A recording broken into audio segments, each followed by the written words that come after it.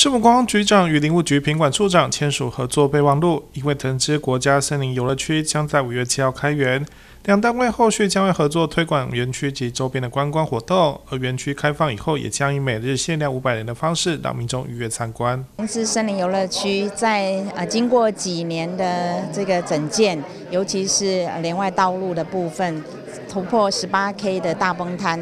已经在今年已经抢通那会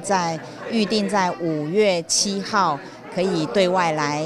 营运那因为水源的关系，我们暂时先以500人做线上预约这个部分是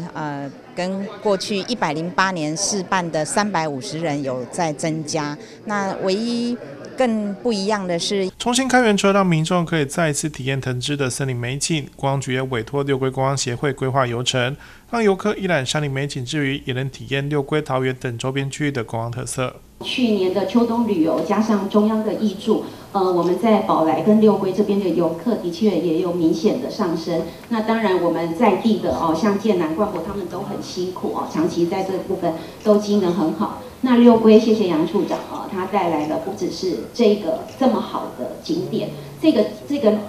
同志一打开开了园，其实对过去这几年来所有东高雄的努力，它会串了。其实它就是带来了一个最大的一个串联的中心支架。那所以这对我们这里的相关的观光产业会